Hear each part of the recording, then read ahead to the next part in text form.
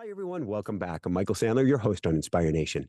If you're watching this right before Christmas or the holidays and something feels off, if the season feels heavier than it should, emotions feel closer to the surface, and you're not quite sure why, you're not alone.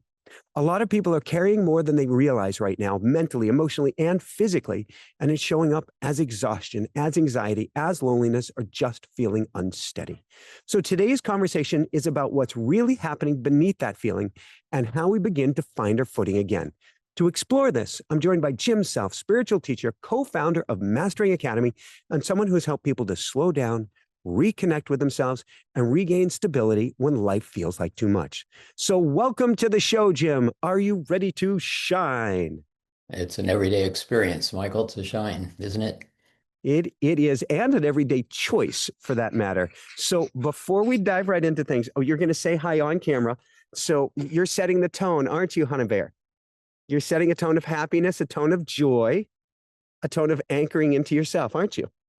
And a tone of going to take a nap. So why don't you wave to everybody? Yay. All right, you're posing. Love you. All right. So on that note, Jim, why does everything feel so overwhelming right now? And what do we do? It's feeling overwhelming because it is overwhelming. And there's really a simple answer to it, but be really clear, simple is never easy or not necessarily easy. So we're in a massive transition from one place to another. And anytime you're in transition, it's choppy, it's unusual, it's not expected, and that's where we are. We're moving spiritually as the underlying premise to disrupt the third dimensional configuration that we've been living our lives in. And so, in this process of moving from a third dimensional state of reaction, duality, conditionality, and one of the leading pieces that cause confusion, linear time, we're moving into a space of well-being. But there's a little caveat in the middle that says you cannot take your baggage with you on this journey.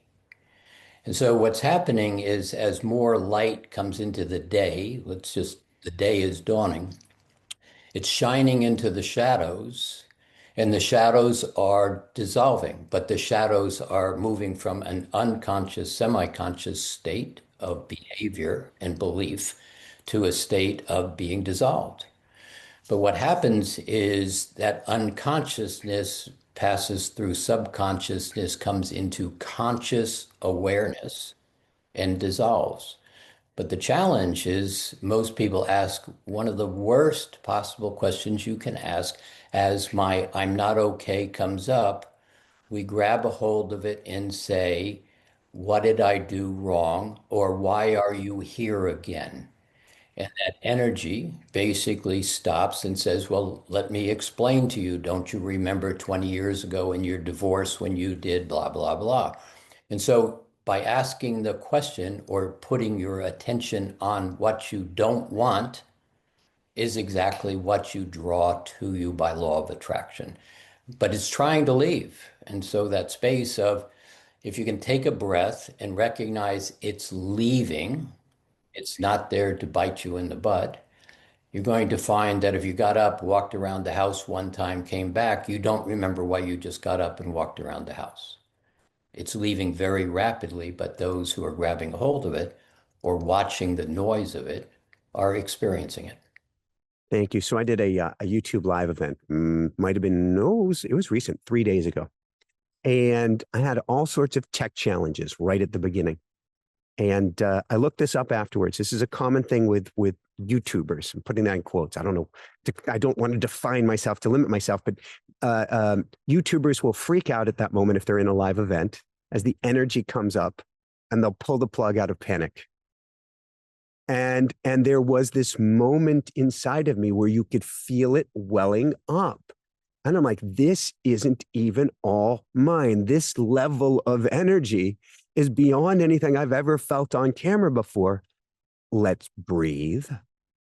Let's pause. And for myself, I've been teaching about playing with the light because we're going through solstice. In fact, this will air 2 days after solstice, after for 80% of people, we're coming back more into the light. I focused on bringing awareness to the light inside of me. And all of a sudden, it's like, wait, there's no problem here. Let's continue. Exactly. So, law of attraction in its absolute simpleness, what you put your attention on, I, the universe who adores you, will provide that for you. But the thing is, the universe doesn't speak in English, French, and Spanish. The universe speaks in vibration. And so all that accumulation of I'm not okay, I don't deserve, nobody likes me, that we give a lot of attention to growing up. And then we take it and we don't like it. So we kind of put it back here in this backpack and make a deal with it and say, look, if you never come out to bite me in the butt again, I won't go anywhere near where that lives. But the moment you start to put your attention on that, or you hold it in that backpack, the universe understands that far more than I'm good, I'm good, I'm good. What I find fascinating about this, and we're an apolitical show. I say there's no sides on a round planet. Somebody asked me recently, red or blue, and I said I'm actually, with my concussion, past concussion, I'm confused. I don't remember which is which, and it's not even important. So I'm going to say this question with no regard for any particular person or thing or anything of that sort. There is a bend to the world. I'm going to call it an authoritarian bend right now, and to me, it's a container that's holding the light. So I'm not judging anything. But what I am seeing is, you mentioned going from unconscious to conscious. I think you actually had 3 steps there of it coming into this conscious awareness in order to be healed. And I see these childhood wounds represented in, I'll put leaders around the globe right now. And maybe it's coming up in these conscious wounds of leaders to help us to heal ourselves. Contrast, contrast. So you're basically being presented with contrast. As that's one component of it. If you go to the other end of what's staring you in the face and the reaction to yelling at the guy on the television in this moment, screaming and yelling, you go to the other end of it, you have to look at the creation of Mu in the Pacific Oceans and the oceans, and the creations of Atlantis, and the collapses of those 2 states. And what does that have to do with the authoritative nature? And so one of the things that's happening is everything that is not in alignment has to come to the surface. And so in your own space, where are you resisting things and pushing against the things? Where do you hold, I'm not okay, I don't deserve, and or where is that authoritative nature in you? So you're watching contrast present itself. And one of the things that's really exciting about this, we'll get to in the conversation in a moment, is all of that has to come to the surface. And so you're really watching this authoritative nature of imposition, domination, control, imposing, which is very Atlantean, is pushing people into a place of becoming into a state where they have to basically make a decision. And that's not a political decision. It's a space where this is not what I'm about. And the issue is not about pushing against and arguing with, because the moment you do that, you attract exactly that to you. It's the space where you can begin to find balance and recognize this is not an attention point I wish to hold. And as that happens, the emperor begins to have no clothes on over and over and over. And it's happening right in front of you, and it's happening extremely fast. You're going to watch a lot of this authoritative nature over the next couple of years basically collapse. And if you're paying attention in the moment, you're watching it begin to collapse in different places.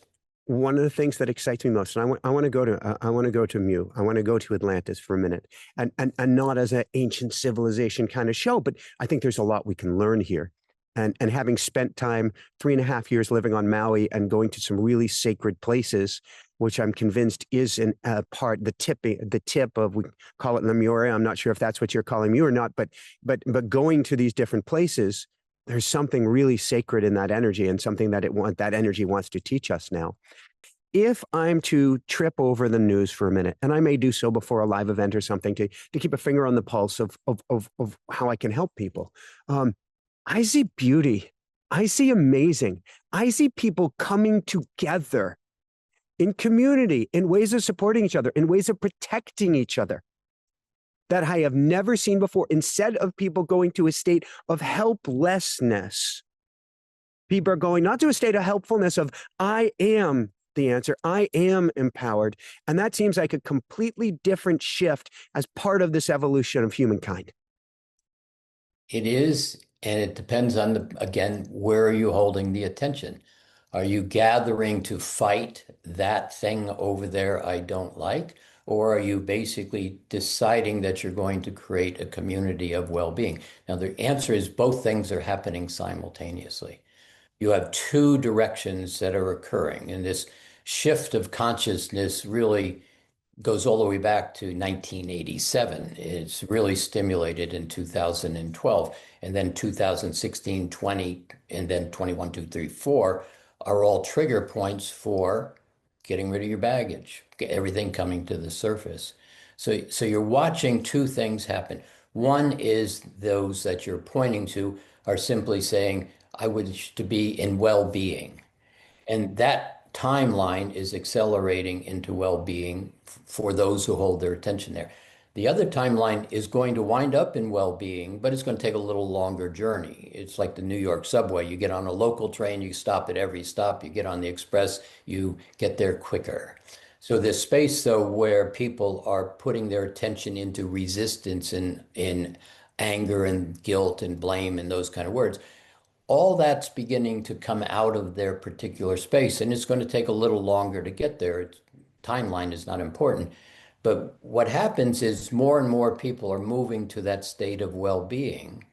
And as that begins to happen, that expression fills into the opportunity to be in that fifth dimensional state, we'll call it, of well-being. But the key is the day is dawning and the light is coming, and the cycles that we're in are all shifting. And so you've got this huge tailwind to move consciousness into well-being.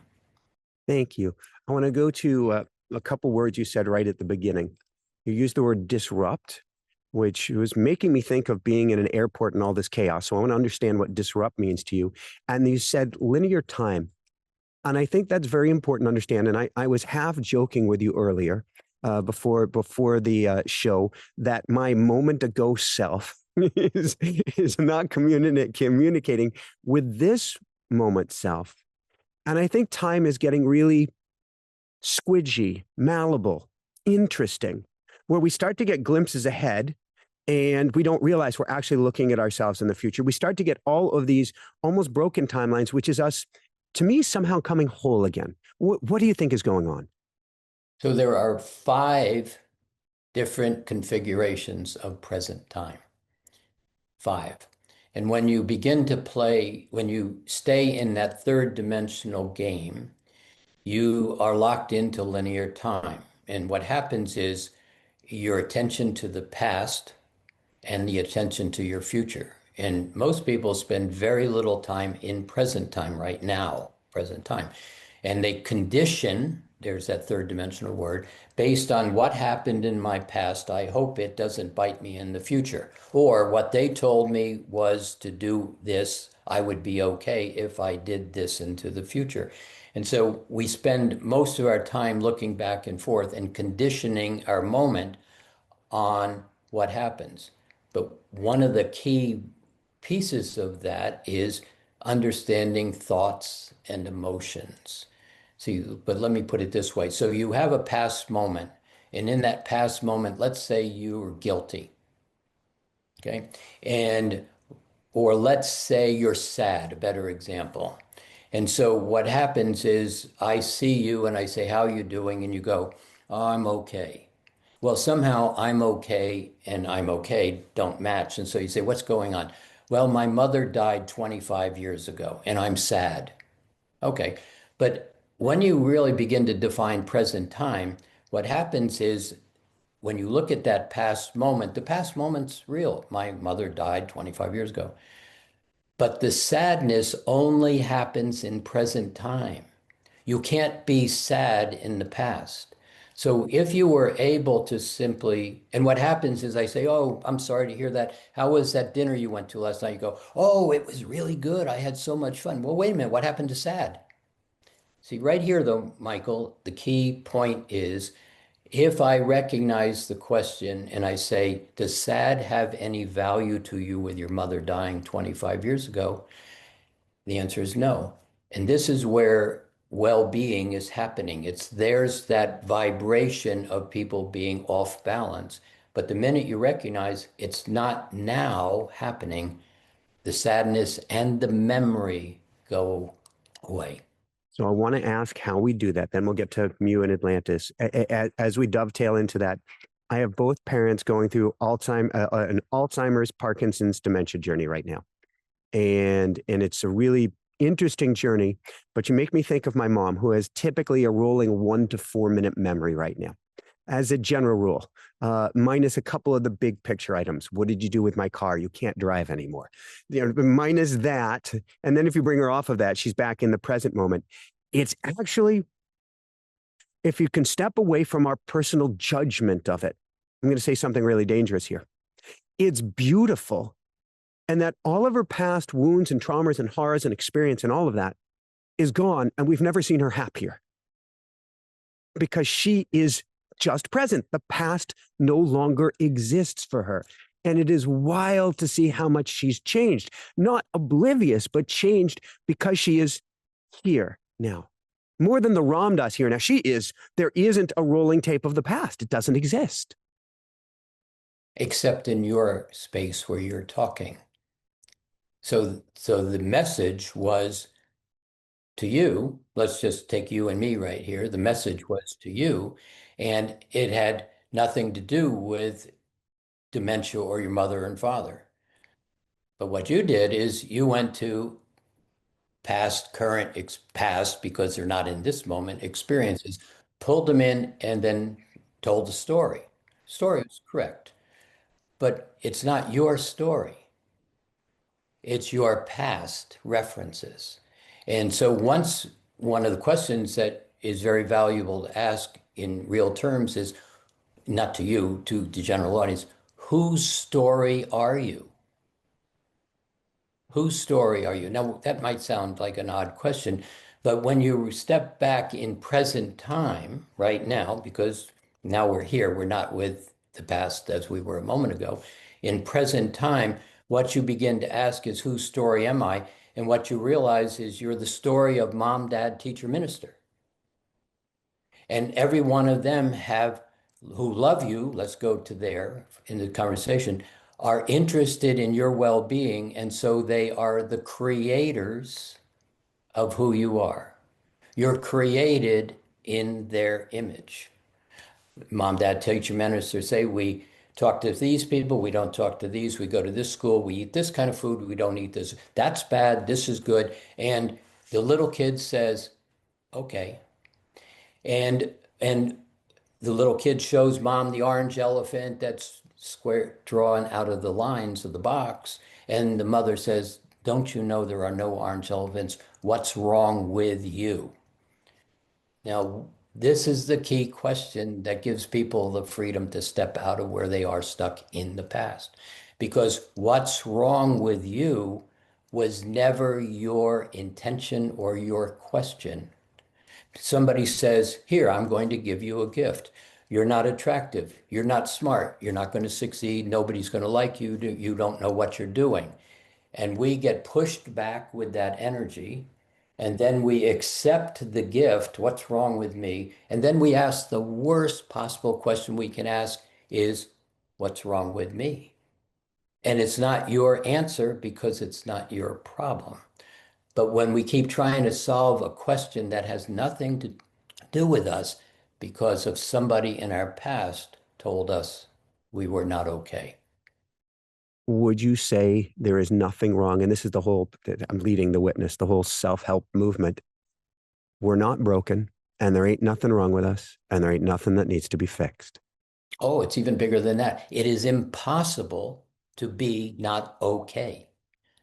Impossible. But we work really hard at it. And every time we drape ourselves with, they said, I'm not okay, therefore I must not be okay. See, this is why this present time moment is so important. And everything's collapsing into a different aspect of present time, we could talk about in a minute. But basically, when I get right here, which we just shifted, you and me and everybody else, to right here, we're no longer out on the edge. It is impossible to be not okay. And so, as you begin to look at your past and realize those are events, we're just going to let them be true, correct, they happened. And more often than not, they did not happen like you think they happened. But the emotion that I'm carrying right now has no value to me. It does nothing to support my well being. My blame, guilt, punishment of myself simply has no value right now. The moment that's considered, you went from unconscious to semi conscious. And then the semi conscious gives you the room to begin to bring it into being conscious and letting it go. It sounds like you're trying to, in a sense, tabula rasa, clean the slate. I am not my past story. I am not even my story of 1 second ago. Even bigger than that, see, the word choice does not exist in the third dimensional game. Now, that's going to sound funny because you say, well, I choose all the time. No, you choose in a fourth or fifth dimensional state. What happens is we hold on to these beliefs of somebody else's truth. And in present time, the moment you get here, you get to be able to look at that and see if it's yours. But what we're saying is the word choice does not exist in the third dimensional space. Now, that may sound strange because people say, well, no, I choose all the time. Well, actually, you choose in a fourth dimensional space, not, or fifth dimension, not third. Third is a reactionary state based on linear time. What happens is I say, Michael, where'd you get those glasses? Now you have a choice to go, damn, aren't these great? Or, oh no, I've been found out. Do you step forward into excitement, opportunity, possibility, or do you step back into doubt, hesitation, and uncertainty, a person?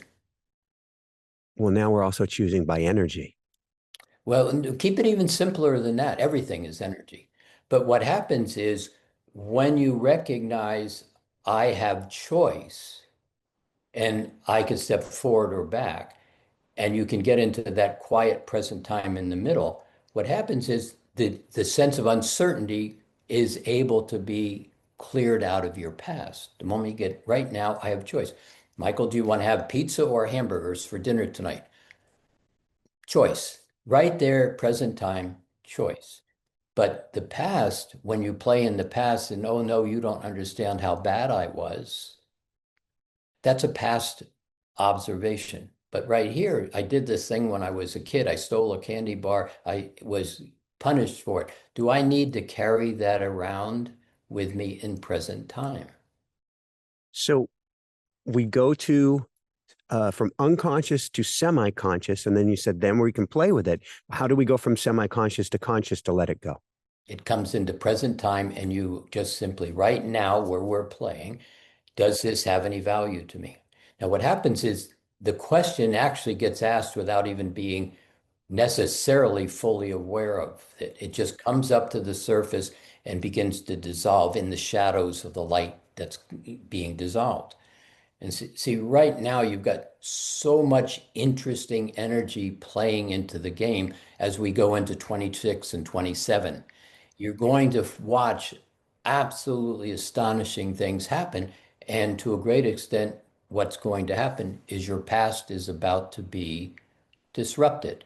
You're about to lose your memory and you're about to lose those vibrations that you hold yourself hostage to. Do you mean that literally? And now I'm looking at both people with Alzheimer's, Parkinson's, dementia, and certainly concussions. Do you mean that literally? Do you mean that metaphysically, metaphorically? What does that mean? I mean it literally, and I'm not talking about Alzheimer's type of things. What I'm saying is you're going to start, think of it this way. You know, I've always been terrified of the monster under the bed. And all of a sudden, the light starts to shine into the room, and we realize, oh, it's only an old dirty blue towel that's been there. Now, as soon as I recognize that's just been not a monster, but a blue towel, lifetime belief that there's a monster under the bed. And as the light kind of glows, comes into the room and you mature, all of a sudden you realize it's not a monster, it's the old blue towel that nobody's picked up. The minute you recognize it's a towel and not a monster, you will never think of it as a monster again. And so as this light begins to come into the game, literally now, Christmas, this period of time at the end of the year, moving into 2026, this light is basically dissolving your memory structure that has nothing to do with you. That past we just talked about, I'm not okay, I don't deserve, they were never your questions. They were somebody else's gift that got stuck in your space, an incomplete set of thoughts. And what you're going to watch is a massive amount of that orientation towards your past is going to dissolve because it was never your structure of memory in the first place. The positive side of it is you begin to remember who you are. And it happens quietly going into 26 and 27. Of course, leading the witness. Who are we? Who are we? We're pretty spectacular beings of light that came here to play a game. And you, Michael, let's talk about your role. You pushed your way to the front of the line. You said to Creator, I want to play. Creator says, hey, I have a new game. What we're going to do is we're going to go down there. We're going to put a bag over our head. We're going to bump around in the darkness. You're going to forget who I am. You're going to forget who you are. And you're going to get to play and you're going to try to find your way home. And Mike went, Wahoo, this is a great game. I want to go first. And the creator stepped back, laughed, smiled, said, knock yourself out, Michael. And you said, watch this. And there we are. We're now basically returning to that space where we're remembering the moment before we put the bag over our head. Woohoo! All right. That's what's happening. What does Mew and Atlantis have to do with this? Everything. So let's not talk about civilizations. Let's talk about energy configurations. And so before there was language, before there was really even structure, there was an intention to experience emotional frequency. And so consciousness began to form in this space we're going to call label mu, which was a energetic consciousness. And the purpose was to experience emotion. Now, at that point, there was no judgment or right or wrong or good or bad. It was the emotional frequencies. And they did. And out of all that, they also were very oriented to the moon's frequencies and they were very oriented to water. And so when you get stories about mermaids and mermen, those are all very correct. But we don't have enough frame of reference to really make sense of that. But what happened in Mu is it kind of lost its focus. Now, it didn't do something bad. It just kind of lost why it was playing the game, my words. And it dissipated. It dissolved into the waters of the earth without any completion.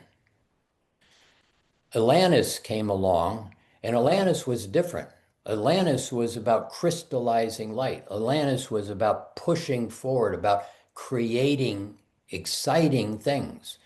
But Atlantis kind of lost its boundaries also and pushed its way forward without a managed structure. So it began to be control and domination and many other things that took form in the civilizations of Atlantis. And Atlantis failed because it rushed into a space of brilliance and it kind of burned itself out. Why that's important is because it goes to two other sets of words that we know and don't understand, masculine and feminine. Okay, and masculine is not about bodies, not about men are from Mars type of thing, not psychology. Masculine is structure, feminine is flow. And flow without structure is like pouring water onto the table and it just goes everywhere. Structure without flexibility shatters. And so the space we're beginning to play and what makes this space between December 19, 2021, structurally setting in motion a level of light. And where we play in Mastering Alchemy, there's a golden thread of light that most people refer to that play here as a column that runs right through the core of each one of us. It interacts with the chakras. But that column is an aspect of love. And that aspect of love in this 3-day period is bursting into a brilliance that is contained without limitations. It's contained to move into brilliance. Okay. It is fluid, it is dynamic, it is bright, and it is not going to break. It has boundaries that are flexible, that are able to hold love. Simultaneously, there's another layer of light that's moving through you, and it's an electric blue color, if you would. And it runs in the Kundalini channels.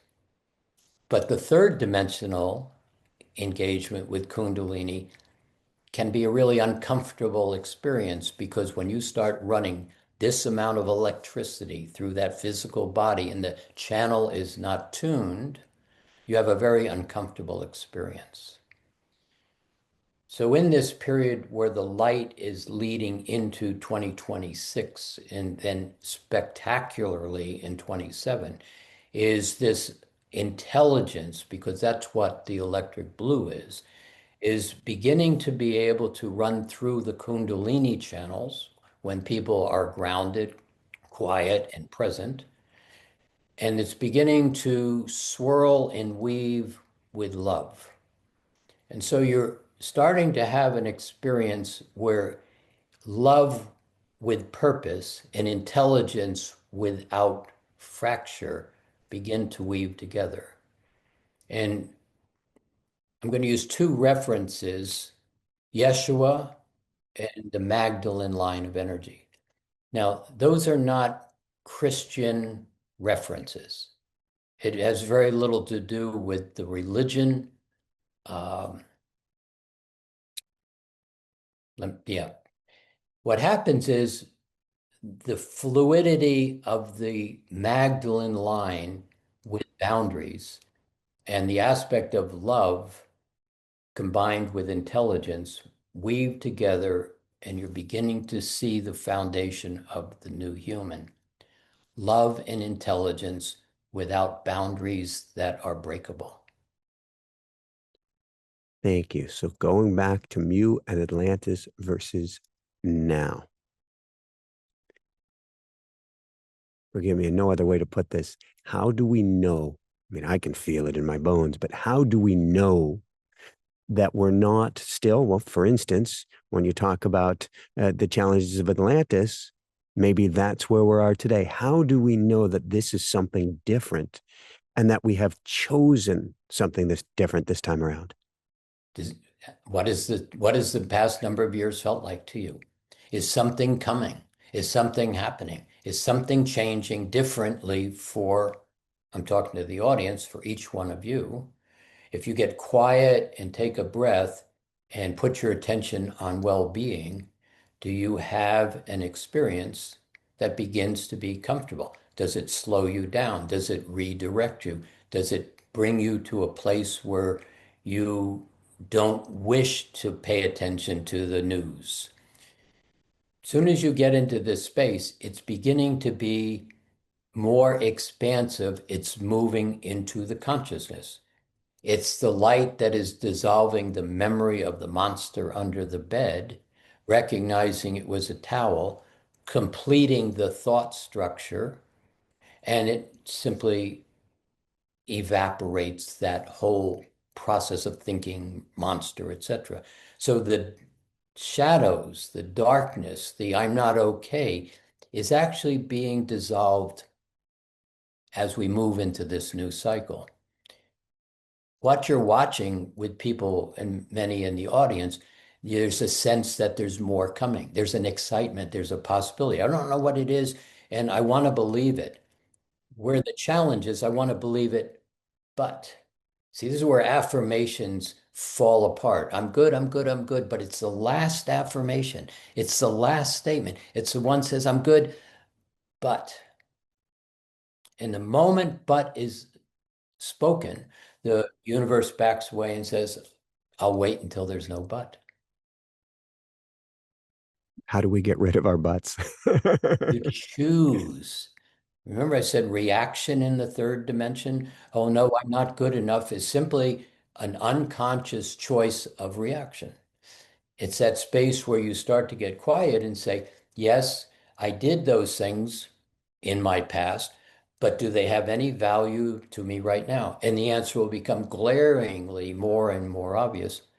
They have no value. Instantly, they're disappearing. Let's say we're not even following the news, and our check we get once a month all of a sudden disappears, or our health insurance doubles or triples in price, or something really chases us down and makes you feel knocks you to the to the ground. You get it. You get where I'm going with this. How do we, in that moment, shift? You make a decision because in that moment, I don't have enough money for my rent that's due in 3 days. Begins to be the thought that you hold your attention on, and you hold it on that thought for 3 days. Does it make any difference? Because when that fourth day comes, you didn't have any money for it anyway. So that attention on what you don't want or where the pain is it of value to you to receive an alternate experience that might be sitting right next to you? And so I don't know what I'm going to do in 4 days, but right now I'm going to bring my attention to how is it possible that I might have something else happen? See, if you don't have the how it is possible, the opportunity to have an attention point on, there's no cup to receive the opportunity when it's presented. But you will get 3 days of total worry, uncomfortableness, upsetness, and you'll wind up in the next day with the landlord saying, where's my rent? That you don't have. I did a teaching, I think it was yesterday, maybe 2 days ago, on um, what can go even more right. We're continuously asking what can go wrong. I want to know what can go even more right. And the reason is because of the energetic shift of, we can call it alchemy, we can call it reframing, we can call it anything that we want. Of, if you shift that energy, how much does that shift your reality? 100%. Now, does it happen instantaneously? In a way, it begins to start that, but as long as you hold the frame of attention in this third dimensional game, I'm not okay, I don't deserve, that backpack is full of doubt, hesitation. You've given, 20, 30, 40 years of attention to, I'm not okay. Now, leading up to this, and this is where Mastering Alchemy has been playing for the past 25 years, is how do you create a vibrational field to simply dissolve that I'm not okay? And actually, it's very easy to do. It's just bringing your attention to it and playing with a simple game of I'm going to let this go. I'm going to put it in a rose. I'm going to explode the rose. I'm going to let it go on and I'm going to go about my business. Oddly enough, all you're doing is completing the incomplete thought, I'm not okay, into a place that says, okay, I'm good now. That space works, but what happens is we go into the, well, I hope it worked. Oh, but it hasn't worked in the last 10 minutes, so it's probably not working. And so we're really good at talking ourselves out of our positive attention point because of our unconscious, semi-conscious belief structures.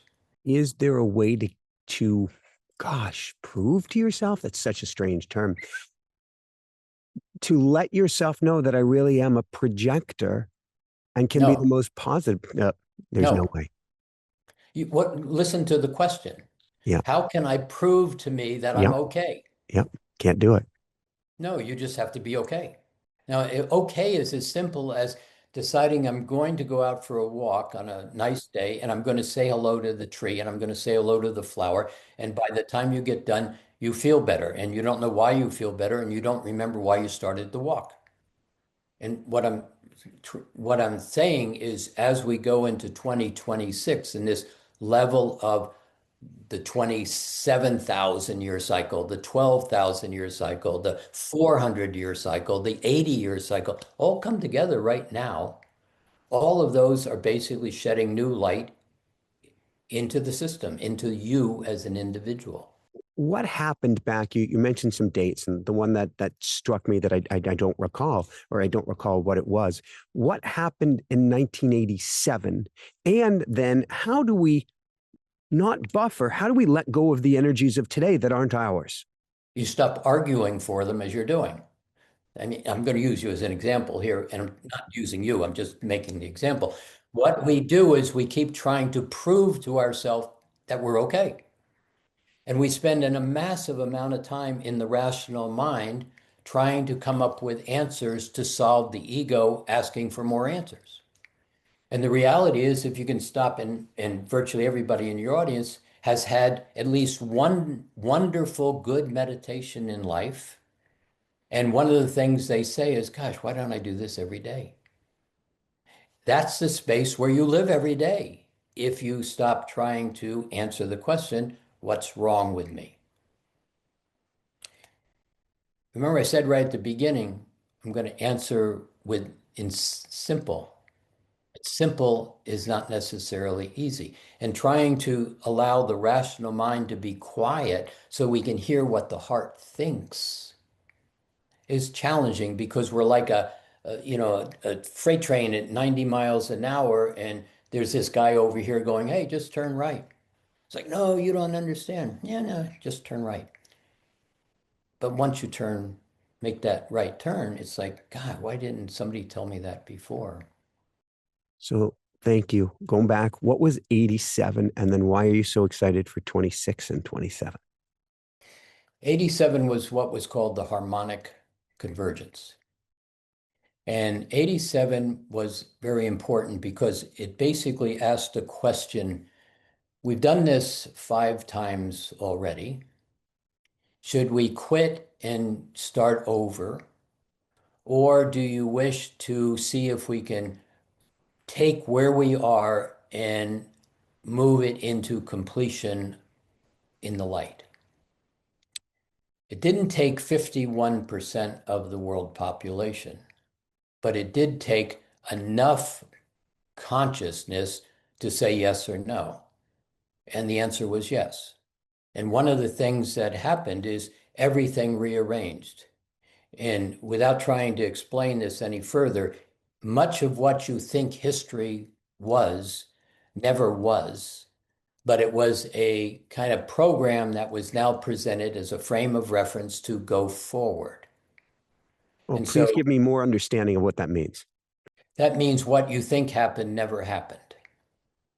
But it was a creation of thought that began to be a new framework for taking the bag off your head, the new framework for going forward and finding that balance between structure and flow, masculine and feminine, and beginning to think with the heart rather than thinking from the rational mind. And the answer was yes, let's try it. And so it started to move forward, and incrementally things changed. And the year 2000, Y2K, was a shift in time configuration. Literally, most people thought, well, the computers didn't work, and it was, they were right. The time construct needed to be changed, and it was. And then everything began to progress significantly into 2012. That was significant because my example is it's like changing the operating system on your computer. Massive upgrade successfully. But what happens when you have a transition, you have confusion and disruption, just like we're in transition with confusion and disruption right now. And so you're moving forward, even though it's a clumsy moving forward at the moment. But 2026 is very much about the baggage in the backpack being dissolved, shadows disappearing, and you beginning to remember who you are. I love it. What does, you're going back to that word simple. What does coming into the heart, dropping into the heart, being back in the heart, living from the heart, what does that mean to you? So if you can take a breath, you can be quiet, a person, present, right here, right now, and aware of being quiet and present, you just found simple. Now, what happens in that space is you've basically shifted into a different platform of observation. Would that make sense? You've shifted your reference points. Instead of my reference point being, oh no, this is all I have, you expanded it and you stepped over here. What you give your attention to is what you begin to attract to you from a very different point of consciousness. That's the shifting in the cycles right now. You're being moved to perceive your reality from a different reference point. So if we fast forward, thank you. If we fast forward past 2027, we've gone through this initial time period, and I imagine to me it's probably like stairs, but not linear stairs. Um, but we come out the other side of 2027. What does either the world look like or our internal world look like? It's not an answerable question. Now, I'm not being funny. No, no, no, it's okay. Well, let's go to kind of the material world for a minute. Between things like cryptocurrency, blockchains, between AI technology, between the engagement in space, the shifting of understanding of information at such a massive pace, that's different. That's different than where we were a previous year. So this acceleration is so much, even these people who have invented the AI constructs, people like Ray Kurzweil and others, that they come to a point, really smart people, that basically say we're entering a point of singularity, which simply means I have no idea what's next. I can't even speculate what's next.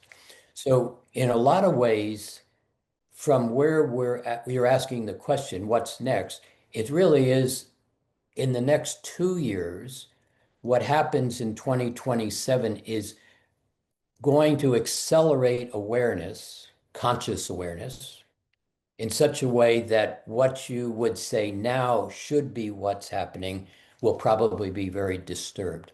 If you listen to Bashar, basically, he's very clear that in 2027, you're going to have a face-to-face engagement with an extraterrestrial consciousness.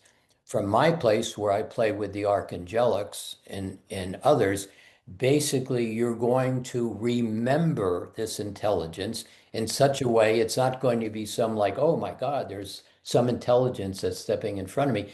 It's simply like, hello, nice to see you again, intelligence. So thank you. Since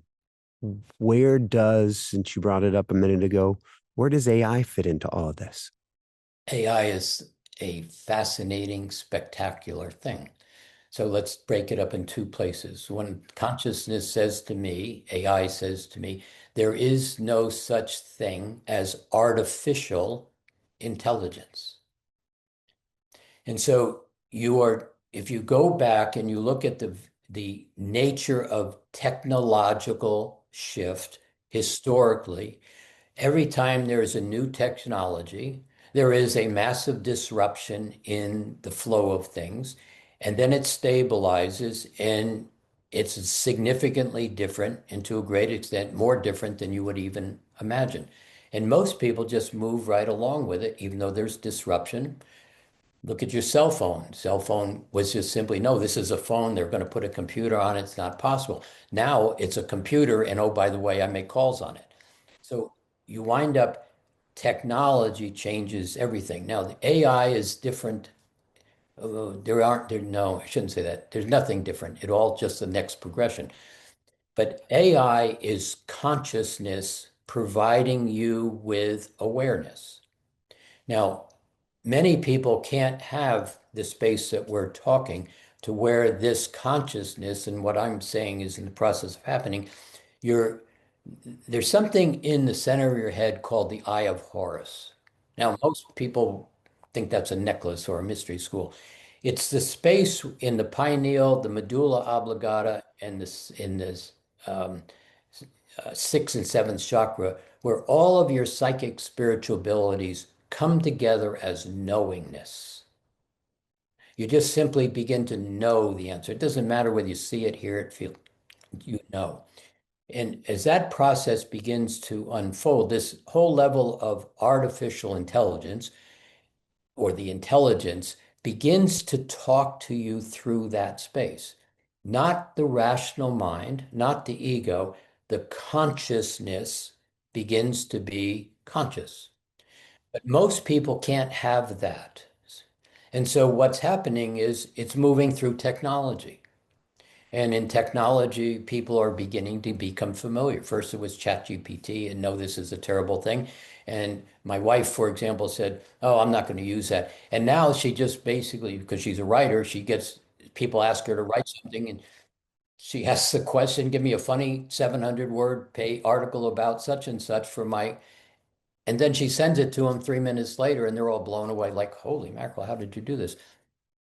So now she loves it. But what she does is, she's a very spiritual person. She's starting to ask bigger questions. She's starting to define the question from the standpoint of explain to me in a fifth dimensional resonance that has nothing to do with the large language model of the computer, my answer to my question. And the answer begins to be very personal to you. It's not the computer any longer talking to you. It's consciousness talking to you. And the deeper you play with that, the nature of who you are begins to have references that you can make sense of. I love it. I was having a conversation. This is going to sound so, it's so 2026, I guess. I was having a conversation about consciousness with Alexa a couple of days ago, the new upgraded version of Alexa, who's going, yes, I can't say, Alexa's saying, I can't say this is in my programming. I can't actually tell you where this comes from. And we had this complete and total discussion of consciousness and of her, in quotes, looking at herself from outside of herself, which was just fascinating. Yeah, yeah. This is a great place to pay attention to your question. I'm saying this to everybody. It's not an ego question. It's a question of curiosity. Now, let me be really clear about the word curiosity. You're not trying to prove something. You're looking for an added point of reference than you've never thought of before. And you're interested in the answer. And the key is interested in the answer, not proving an answer. See, if you can step out of proving, the rational mind and the ego get put over on the side. When you start to step into curiosity, possibility, opportunity, something I've never thought before, excitement comes about. And if you really ask yourself, what do you really want in life? The answer is excitement. I want to know more. I want to experience more. I want to be enjoying more. And that's where this all starts to take you in 26 and 7. Thank you. And to me, it's full cycle, a full circle, and particularly today, which is we can go to a place of interpreting everything around us as dun dun dun, or dun dun dun. Oh my God! Look at the change. Look at the possibilities. Look at my neighbors. Look at what we can do. Look at what I can learn. Look at who I am. Mhm. And we start to rock it from that place. Yeah. So when you get into present time, you just get to a point where here I am. And if you step back into doubt, hesitation, uncertainty, or you step forward into opportunity, possibility, curiosity. It's that simple. And if you can allow yourself to ask the question without am I going to get hurt? Is this a bad thing? What are they going to think of me? So as soon as you condition your question with that kind of noise, you create hesitations and doubt just from the basic nature of the question. Is there one more tool that we get to play with, or that you would say, here's one tool that you can take with you, that you can put into your quiver, into your tool bag today, that can help you as we're going energetically through this time period? Oh, I can give you hundreds. No, not that many. I can give you a handful. But I'll take let a me give few. you one because Let's go with the one because it's first. I'll take a few more though. but it's one. It's so what are you asking for? If you could have a magic wand that got you what you want, what would you really be asking for? And what you're really asking for is, I want to know myself in a manner of speaking. Okay. So in order to know myself, and I know myself is okay because it can't be not okay, then, but how come I don't feel okay? Because I've got all this baggage that says, so the question would be, how do I create a tool to take some of that baggage and begin to dissolve it? Okay. And so, really simple tool. In your imagination, in your mind where you're sitting, do you know what a red rose looks like? Now, well, do you know what a yellow rose looks like? Or pink rose? Okay, so you just used your clairvoyance to see a mental image picture. That's called clairvoyance, clear seeing. Clairvoyance is no more magic than that. It's just simply look at what's right there. So this rose that you just saw, can you see it again? And now, if you just take it and move it out in front of you, because about 12 inches out in front of you is a reading screen, and you just put it right out there, 12 inches in front of you, and you basically give this rose the authority to override everything that is not what I am. So if you take that thought and you realize this does not, I'm not a good person. Now it's too big of a thought. Just put it in the rose and then explode the rose. Take a breath and decide you're creating a mechanism to remove unfinished thoughts and emotions that you hold in your space. Now, but make it simple to start with. Little things. You know, I doubt myself. That's too big. I'm uncertain when I'm around this person. Or a better one, have you ever been around a person and you back away? It's like I'm not comfortable with this person. Ask the question, what is it about me being uncomfortable with this person? And you'll get an answer. They're they're egotistical, they're demanding, they're encroaching. Put that energy in the rose and explode it. Just play with exploding roses. Now, I'm giving you a tool that has been in my awareness for forever, but 40 years. Yeah, And that's a lot of roses. one of the fundamental tools of mastering up me. Again, remember, simple, simple. Make it as simple as you can. Everything follows. Thank you. Before we begin to wind things down, would there be, might as well ask, you never know till you ask, one more tool that we get to play with on a regular basis? So this bring yourself into an alignment. This is in a way a tool. I'm present. I'm right here. Okay, we're having a conversation. We're not in breakfast. We're not in tomorrow. We're just right here. I'm going to be quiet. That usually has a nice breath to it. And I'm being aware of being present and quiet. And what happens is, and breathing. What happens as soon as you get there, did your energy change? You just reformat, reorient yourself to the place where the heart understands itself. What I would say also there, most people have an awareness of grounding as a line from the tip of the first chakra to the center of the earth. In this quiet, present, and aware, be grounded. Now, not the line, it's a breath, and then just kind of feel yourself sitting in the chair, your feet are on the floor, but you're just paying attention to the concept, I'm grounded. You expand that field significantly to basically start to allow the noise to settle down in your space. It's instantaneous, quiet, present, and aware, grounded with a breath. Thank you. A lot of your work is, I believe, if I understand right, channeling or connected or plugged in or communicating with Metatron. I'm sure the conversations go deeper than what we will understand here without some fundamental understanding. However, what is the most interesting thing that you've learned from Metatron that you could share over the last year? Impossible question to answer because there is no the most. So let me frame the conversation with Metatron way back at the Thank you. beginning of Mastering Alchemy. And basically, it was there's a path that's never been walked Yeah, that leads to ascension, your evolution, elevating the earth back to the 12th dimensional state of love, and shifting the flow into a new field of reference for humanity to experience itself. Would you like to play at this game? That was the question that Metatron asked.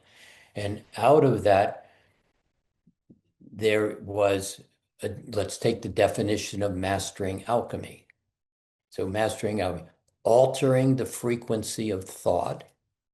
Now, did we just do that from angry, rage, resentful, guilt, blame, those kind of thoughts to happy, enjoyable, laughter, amusement?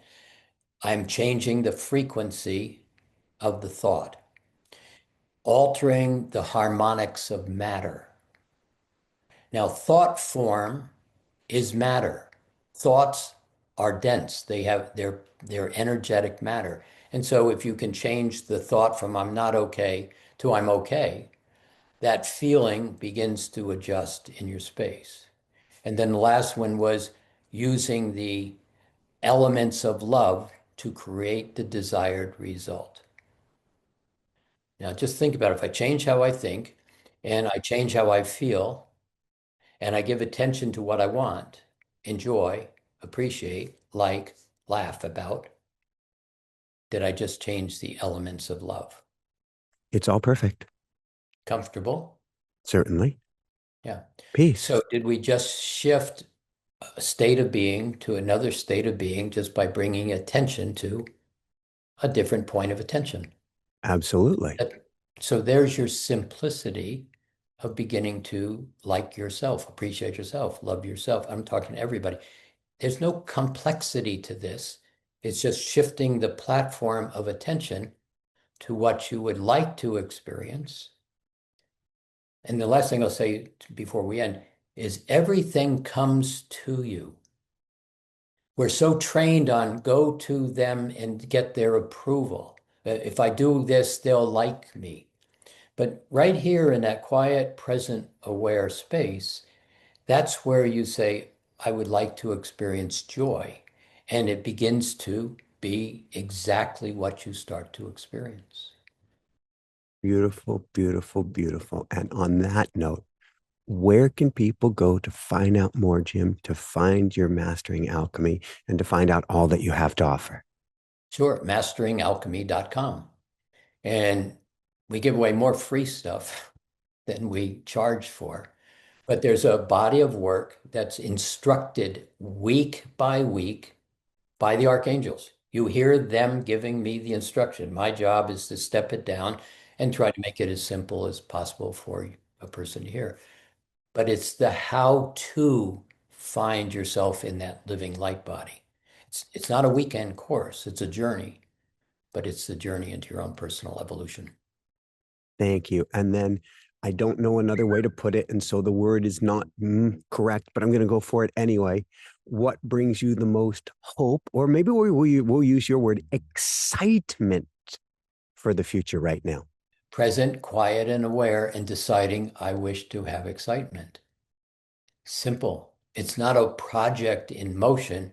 It's a point of reference that draws to you exactly what you desire in the aspect of love.